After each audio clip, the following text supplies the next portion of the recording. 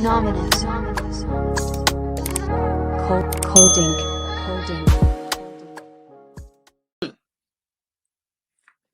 Hello, everyone. Welcome back to Life's the Seed with your host, me, of course, Jen Simpson. How are you guys doing? How is your week? How is your day going? Good morning, good afternoon, good night, wherever you are in the world, whatever time zone, welcome back. Thank you guys for tuning in with me, your girl, Jen Simpson. Tonight, guys, we have a special guest, and I'm excited about this guest because when I was on Instagram, from time to time I go on Instagram when my podcast manager, you know, has guests for me, but I find guests too because I like to go on Instagram and find inspiring stories. And one day I was on Instagram and I was feeling a little bit discouraged. Like, I don't know what came over me that day, but I was just feeling discouraged. And I came across a story. And guys, it's a story of faith, hope, belief, and resilience. Her name is Michelle Morrison.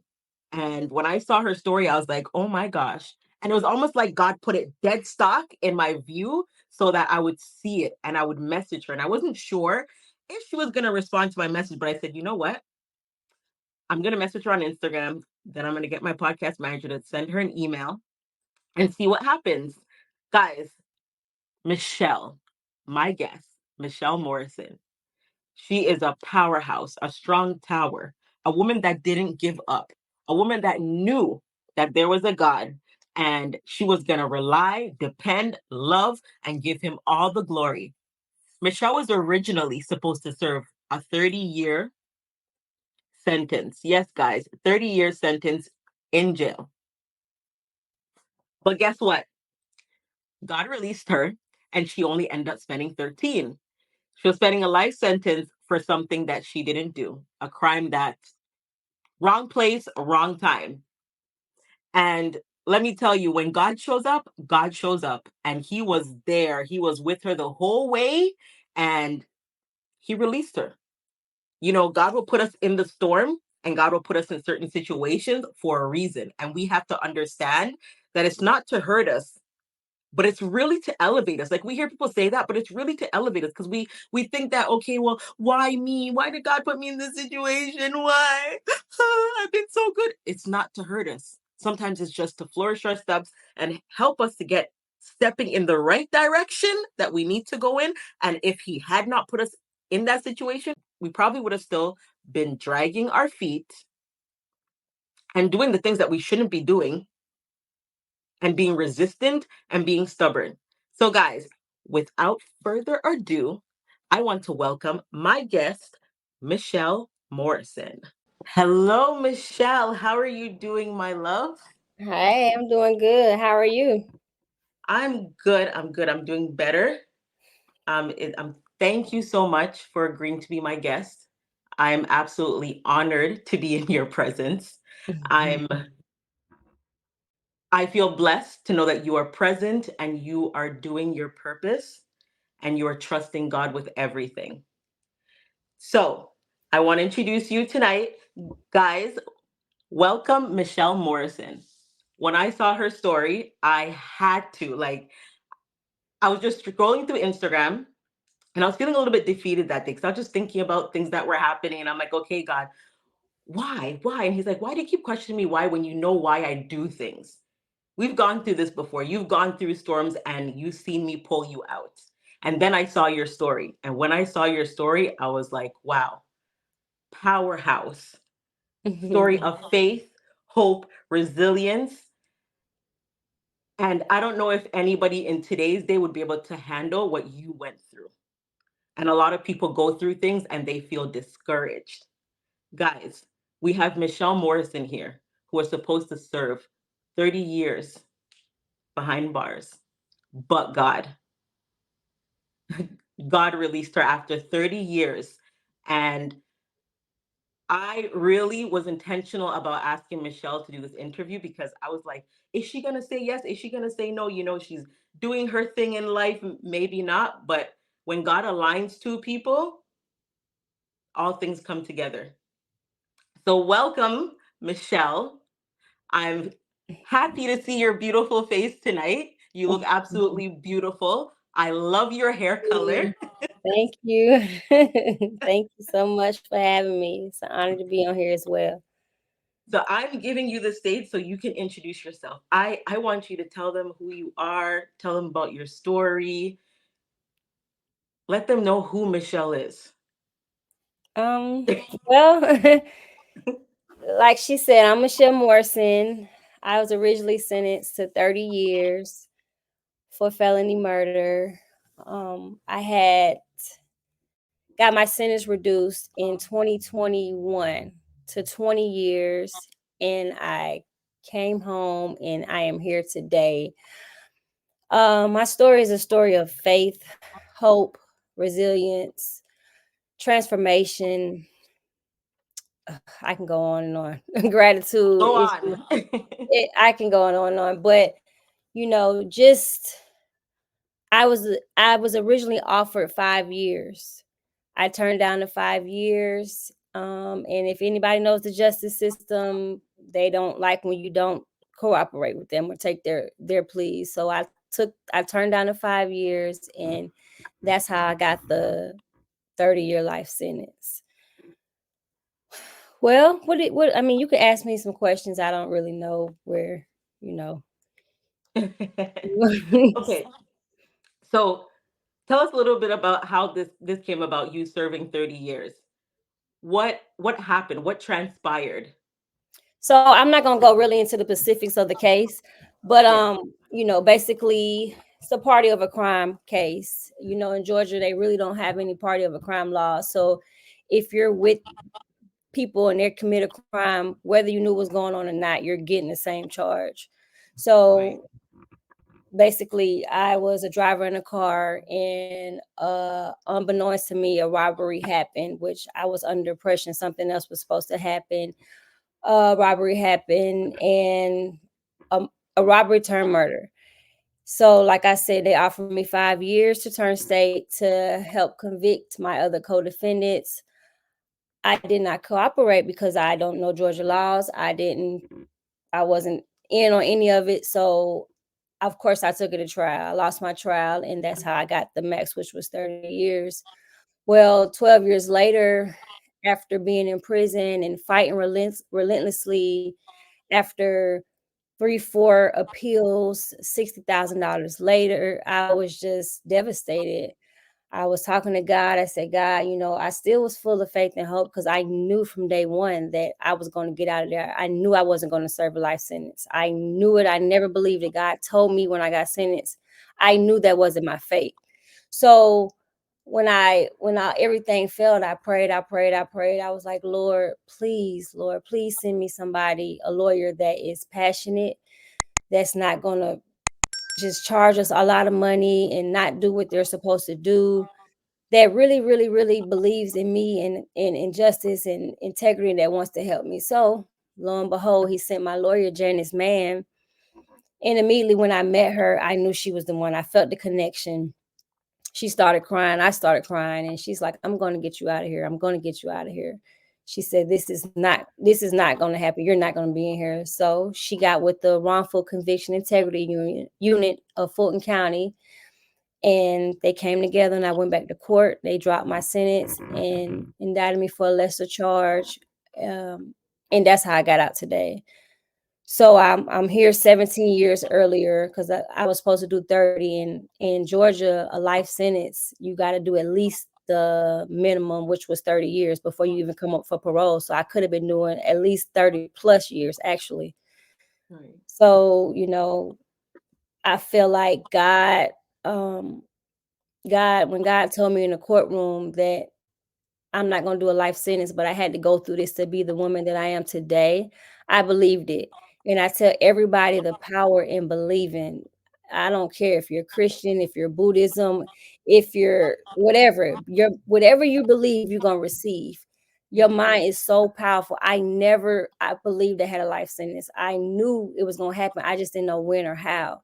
So along with that faith and that belief, I put the work in. God said, meet them halfway. I did that. I put the work in for that Michelle needed to be done. I did an introspection.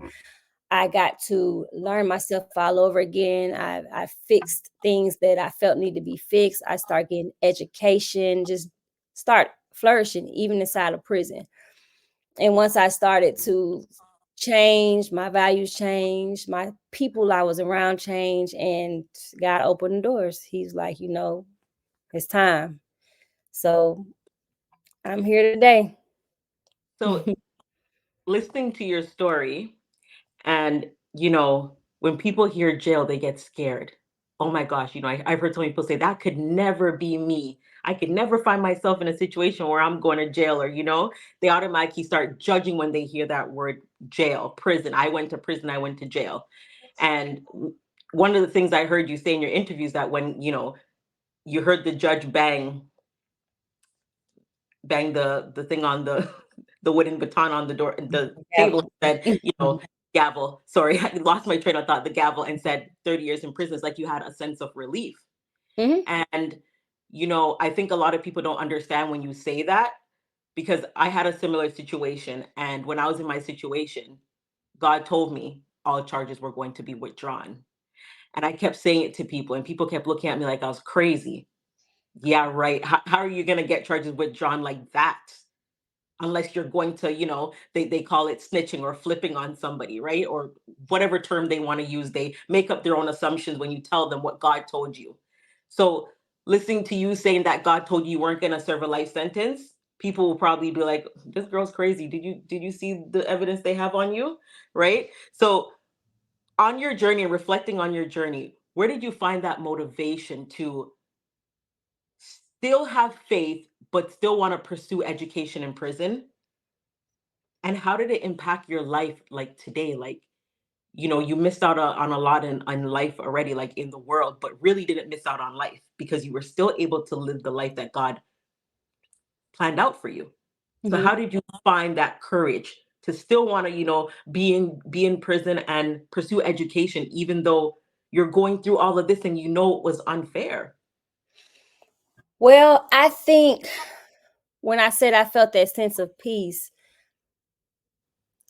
right then, I think that's when I understood God's assignment. And it didn't have nothing to do with my crime, none of that. I understood that, previously before I used to be a dancer in clubs and stuff like that. So I knew that being in that environment was toxic, and I wanted a change. I wanted a way out. So I knew that I said, Lord, I'm tired of doing this. I started school to be an LPN. I ended up dropping out because I couldn't stay focused. So I knew that God was going to change my life. I just didn't know it was gonna be so detrimental. Because I prayed for it. I prayed. So at that moment, I think I began to realize when he said, you got to go through this. Okay, this is what I got to go through. Yes, it's extreme, but this is what I got to go through. Yeah. So, and when I believed that I wasn't going to serve the life sentence, that right there kept me going, because I said, once I get in here and do what I need to do, things are going to turn in my favor. And once the education, they had all kind of things offered. Like, I started with my theology degree. I got that first. I got in trades. They had all kind of different trades. I did every class, every self-help class. I even taught classes. But once they offered the college education, that was my opportunity. I said, yeah, this is something that I attempted to start twice at home, and I didn't finish because of, I just wasn't focused. So I said, this is what I need. This is one of the things that I lack. I feel like education was something that I lacked. So once I got in, I said, I can do this, I can do this. I got in, and the Life University, the professors, the director, they all were such altruistic people. They added value to my life. They believed in me. They really helped elevate me. And I got in, and I was just making A's, passing my classes, and I loved it. I love every minute of it. So it just made me feel good. So I knew my purpose.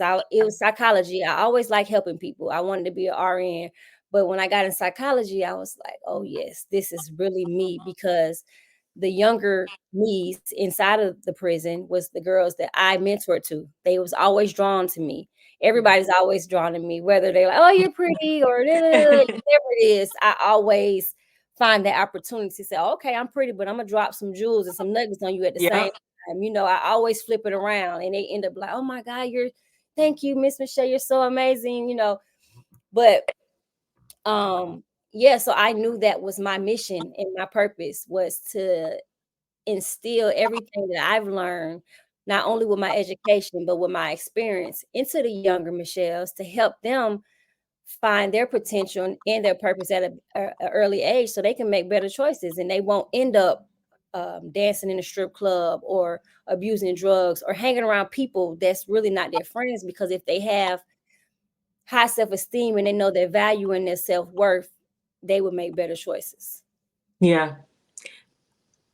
You said you wanted a way out. And, I don't think a lot of people understand that when we ask God for something, He doesn't give it to us the way that we want it.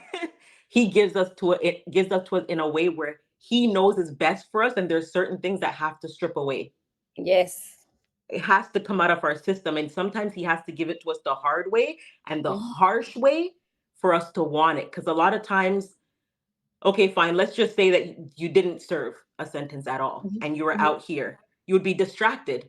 So many things distracting you. Friends mhm, would still look the same to you because you're thinking, well, they're loyal to me. We came from a long way, our history. You're mhm, gonna be so tied and connected to them. So you're not gonna see that God's trying to push you here and you need to mhm, drop these things so I can get you to a higher level. mhm. You gain so many things from that experience.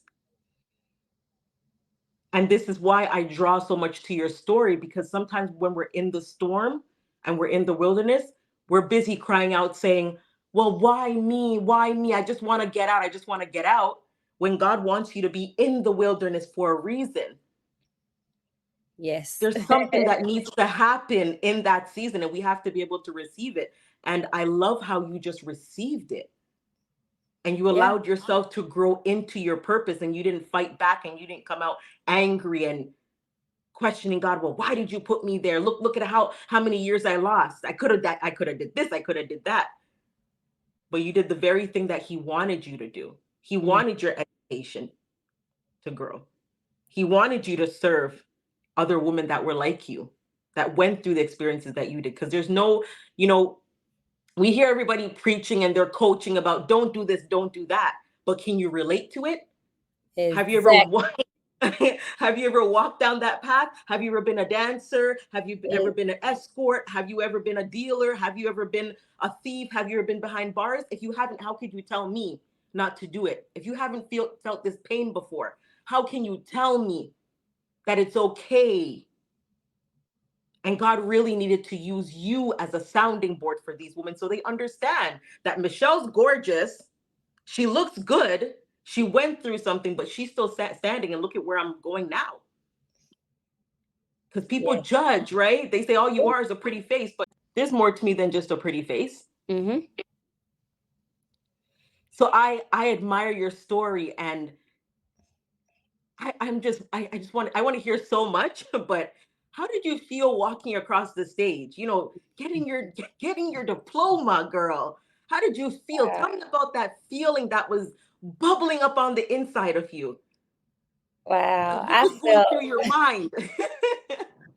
wow, I felt like I was walking on clouds. I felt amazing. It was almost like I was in a movie, like walking across, and then to be the salutatorian. I didn't even know when my professor slash dean called me and was like, you're going to be you're salutatorian, summa cum laude. So I was just like, okay, cool. Like I didn't think it was that serious, because even when I got my associates, I was summa cum laude. So I'm like, okay, like that's nothing. Like, okay, I'm my way. So he was like, no, this is really big. You have the second highest GPA in your class. I was like, nah, that's got to be a mistake. I said, all those young kids, smart kids in my school, is no way. He was like, Michelle, yes, you do. I said, oh my God. So, So when I walked across that stage, I felt like I felt priceless. Like I was so I felt so happy on the inside that not only, I was proud of myself, but I just was happy that I can show the other women that I temporarily left behind, this can be you. This can be Yeah, your story. I just was happy that I was able to instill hope into those ladies. They called me crying. Was like, "Oh my God, we're so happy for you. You are a hero." I was like, "Oh, whoa, whoa, whoa! I don't want to be your hero, but I'm glad that I can inspire you." Like that makes me feel better than anything because it's bittersweet. yeah, I've acquired friends like family inside of there, like some of the best friends I've ever had in my life. So to leave them behind, it hurts. yeah, So I do it for them. I do it for myself. I do it for them. I do it for my family. I do it for the younger generation. I just do it for everybody. I know my life is used is what I'm saying, means to make it's for everybody. My story is just to instill hope in everybody. yeah, And I'm honored that God decided to use me because he could have used anybody. I could have been dead. I could have been anywhere, but he decided to save me and preserve me and use me as his vessel to be yeah. the change that we want to see in the world. Oh yeah, he definitely chose you. I know Mm, that for sure. He definitely chose you, and I feel like I see your face, and you're talking about walking on the stage, and I can just imagine how you felt. I can mm, imagine how you felt like I'm more than a label. I'm not a label. mm. Yes. You Yes. felt like, oh man, this is me. Like I feel so good about who I am as a woman and what I gone through. Mhm. So I Yes. definitely felt that when you said that just now about feeling like you're on clouds. Mhm. You and your mom, you guys have a tremendous relationship, I can tell. She is a strong tower in your life. Mhm. And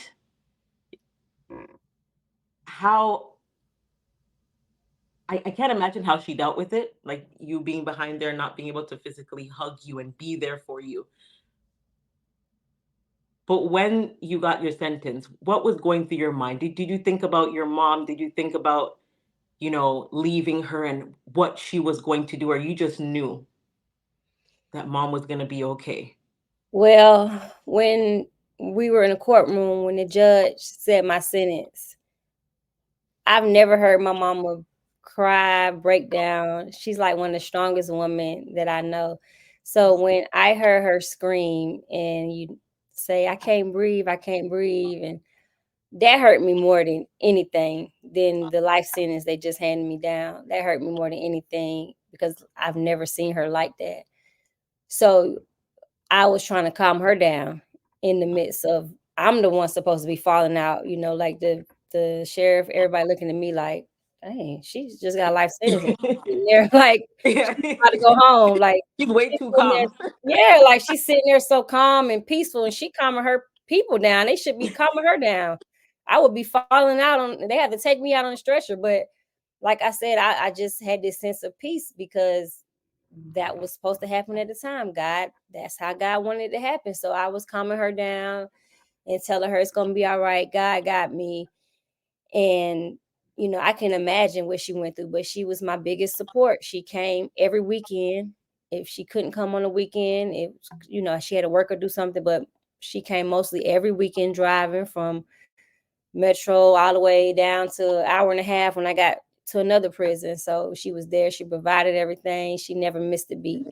She was an advocate. She went to different conferences, forums, Justice Day, anything she can do to let somebody hear my story. Wow.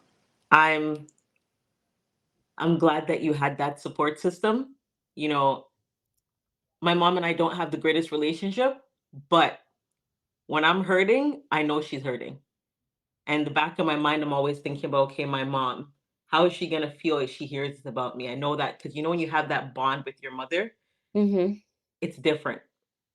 It's a different feeling.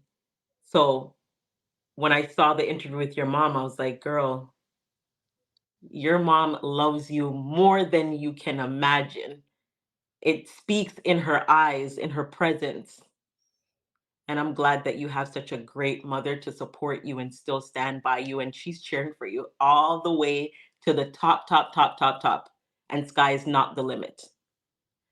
Um, Now that you're coaching,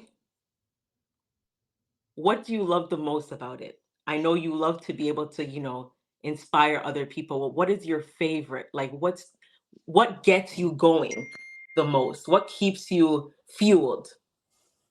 What keeps me fueled is every time I have one of my younger clients and they tell me, like today, I had a client today, and she told me, she said, I've been seeing therapists, counselors, psychologists since I was 13 and I'm 20, but none of them has impacted me like you have in this short amount of time. She said the biggest thing is you can relate to me. You understand me. And, rest of 'em just go to school, ain't probably been through nothing she's been through and can't understand, and just, they're trying to help, but they cannot put their self in her shoes. So I already knew, because I can relate to these kids, I already knew that I would touch them. So that makes me feel so good, and just the look in their eyes when we're having conversations, when I'm talking to them, they're so intrigued, they're so empowered. They'll call me. I got mentees that I used to mentor in prison would still call me to this day, thanking me and how I've impacted their life. And I'd be like, really? Like sometimes I like, man, I ain't do all like I mean you can kind of doubt myself, like, wow, like are they just trying to, I'm like, it can't be that serious, but it happens all the time. So I know that, it's truth there. It's truth there. So it makes me happy when I can see that sparkle or that glow in their eyes, and they just tell me how what they've learned or how they applied it to their life and how much they're changing. It makes me feel good. It makes me feel good. That's the best part, is when you see other people happy and you see what you're doing in them. And sometimes we question, like, did we really Mhm. do all of that? No. But you have no idea. Like one thing you say to them, even your smile, I can imagine how they're so excited to Mhm. see you. Just your presence. You have this Yeah. warm, calming spirit that just would really just leave an impression on anybody's heart. So I'm really glad that you really took up this purpose of being a coach, because I can tell you do a really good job. So originally I wanted to do a licensed clinical social worker, but I'm on got a little papers right now, but God is Yeah, gonna eradicate that in a second. So meanwhile, I'm doing the coaching stuff, and then if God wants me to do that, I will go and get my license as a clinical social worker, and I still can do a lot of things under that umbrella. I can have my own practice, therapy, social work. I can do more things under that umbrella. So we'll see where God takes me. listen, Whatever. you better open that clinic. I see it already, and I'm gonna come and visit. I Sure, see it. You're speaking it into existence, and God's gonna help you work it out. that's right. We need to see a lot more of that for Black women, especially. Yes, We yes. go through a lot of trauma that we don't talk about with each other. We're too busy worrying about, my friend's gonna judge me. This person's gonna judge me. They no longer want to deal. They no longer want to deal with me because they're hearing all this stuff about me. Hmm. We need that outlet for each other to just, pour out and be unbiased. Give us some advice. Help We us do. push through and know that we can get through it. We can become something, right? So I Yes, think that's in the works. it And I really is. believe that you are going to do it. I am. I know you are. So healing is a central theme of our life, and, finding self love, because Mm. we're not born with self love, we're taught it. And it's something that's missing from a lot of us. So we spend the time trying to learn what it looks like. What does self love mean to me? What does it look like for me? How do I pour into myself? How do I, you know, make sure that I'm taken care of? my needs are met for myself so that I can do what I need to do in life to survive and be able to pour out into other people.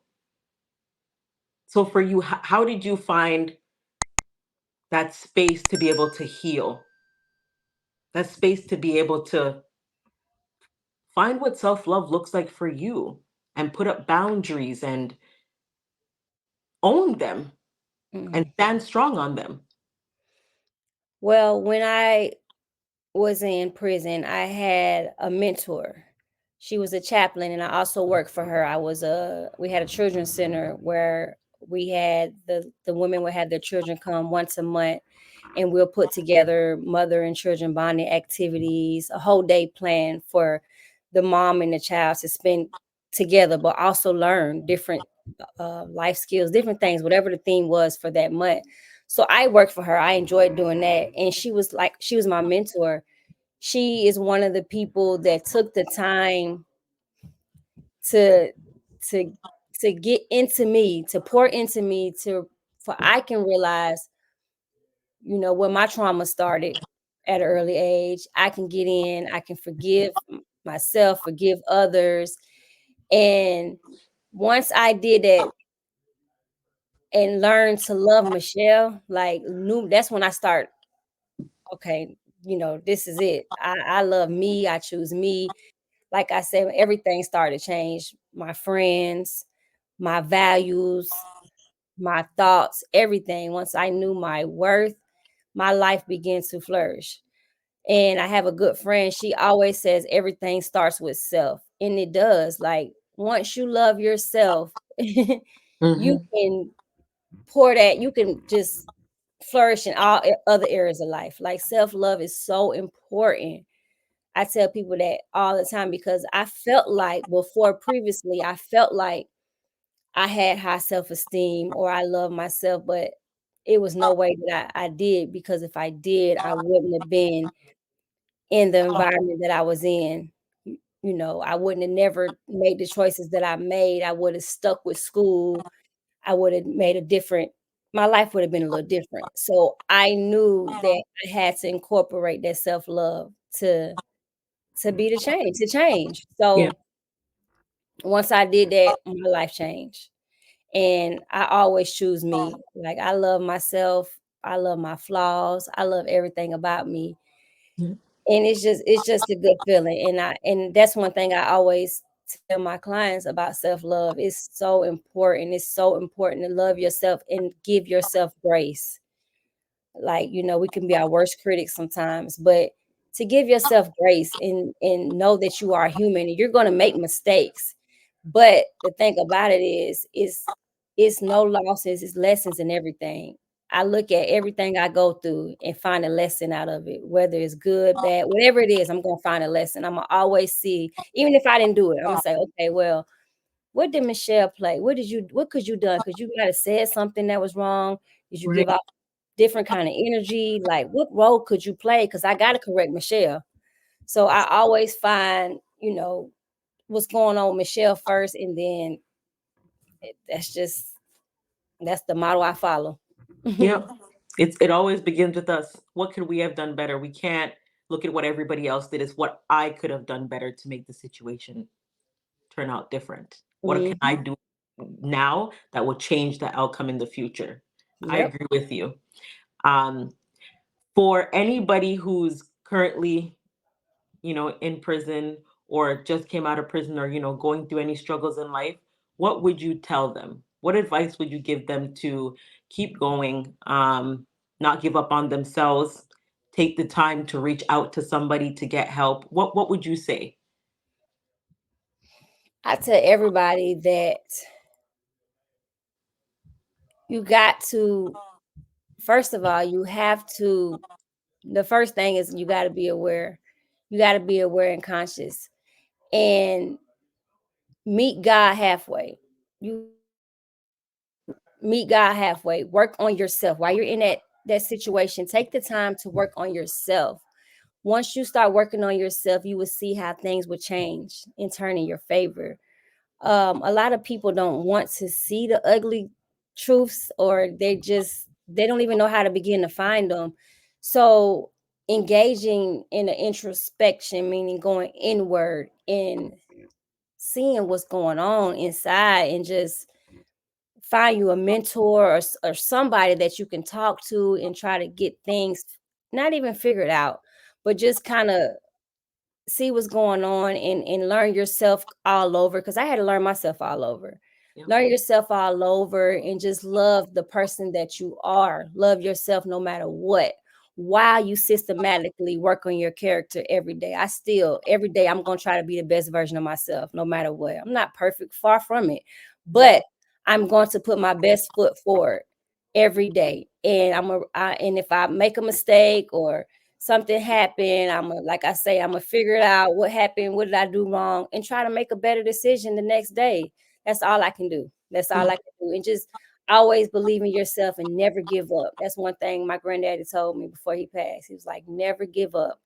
And I just got that mentality because I previously I did give up when things got hard in school. I was like, oh, this doing too much. I can't focus. I'll give up. But giving up is not an option. It's not. It's never an option now. I can never give up on myself. It feels too good to flourish in life and know that you are impacting others, Yeah. and that your life purpose and your life work is helping others, because that's what life is about. You can't be selfish and just live your life. Oh, I'm just doing this for me and my happiness. Nah, you're not going to find no real happiness. But when you're doing it to not only help yourself, but to help others, man, it makes life so much more meaningful and purposeful. So That listen, you you said a whole mouthful, and I feel the same way. There's nothing more fulfilling knowing that we helped somebody, even Mm, if it's one person. I always say, even if you're hosting an event and only one person shows up, it was the right person because they're going to receive your message and it's going to do something for them. yes, yes, I agree totally. So, Michelle, do you have any upcoming projects, anything that we should look forward to that we can tap into and join and go on the journey with you? We'd love to hear. Well, like I said, I'm starting my coaching. I'm already doing it a little bit, but I'm gonna go start my virtual coaching in 2024. It's gonna be called Image Coaching. And if you follow me, Michelle underscore is great. I will keep you updated on my website and how to get involved with me on that end. I'm about to start doing a lot of community work. I've been home a little over a year now, so I kind of got reacclimated and back into society. So everything, I'm cool now, so I'm ready to be more hands-on. I am about to start doing a lot of community work, going talking to the juveniles, the young girls, talking to schools and like that. And I'm going to do a lot of speaking and stuff, so you can guys can book me too that way. But I'm just ready to get out in whichever way like God leads me. That's the way I'm gonna go. But like I say, right now it's starting off with the coaching, and then other things will come along as we go. I'm excited. A book, I'm a book, a documentary, probably a movie. We'll see what's going okay. on. Make sure, please. I need to buy a copy. The world needs to read it. They need to Yeah. see it. You Yes. know, we are examples, and we are the roadmaps for people. We are the living proof that they can do it, right? Hmm. And your website, is it's available yet or not yet? Not yet. Not yet. I'm working on Okay. it. That's one of my things I'm working on in my down week. I'm this school. We got 3 weeks of down week before we go into our next quarter. Whoo, thank you, Lord. So that's that's one of the things that I got on writing down for my goals. So I'm gonna get that up running. And like I said, I keep you guys posted through my Instagram. Okay, guys, please go and follow Michelle Morrison. Leave your Instagram again for us, please. It's Michelle, Michelle underscore is great. Amazing. Michelle, it was an honor, a pleasure. And I'm so happy that I got to speak with you and that you got to grace my platform and people got to hear your story. And I hope that they all really tune in and see what you what you have coming up and that documentary you talked about. Mm-hmm. Yeah, That's we gonna got something. happen. We got a little snippet. We just did a little. like a little interview with United Women of Faith. They did an article on my mom in a magazine when I was incarcerated, and it went viral. And it came back and did a second interview. So that's gonna come out shortly. I don't know on what platform, but like I said, I'll keep everybody updated through my IG. And I just want to tell you thank you for having me on your show. Yeah, I have great discernment. That's one of my spiritual gifts. So when you reached out to me and I went on your website and I was reading and I was like, oh yeah, she's definitely positive. I like her purpose. I like her mission. Like everything aligns with what I believe in. So I was like, yes, I'll get on her podcast. Cause some people Yep. intentions are pure and genuine. But I was like, yes, Lord. Lord said, do it. So that's why I did it. And Wow. I'm honored to be here. And, you know, Thank you so much for agreeing to do it because, like I told you before, when you're about to do something amazing and serve God's people, the devil always tries to get in the way. he tried. Ooh, that's Thank you so thank you so much. I thank hope you. that you enjoy the rest of your week. It's Christmas around the corner. I hope that you and your family have an amazing Christmas. Same to Reflection, you. love, laughter, and of course, food. Of course. And we will connect again, Michelle. Thank you so Okay. much. Thank All you right. so Have a much. good night, honey. You too. Bye-bye. Bye. Phenomenon. Coding.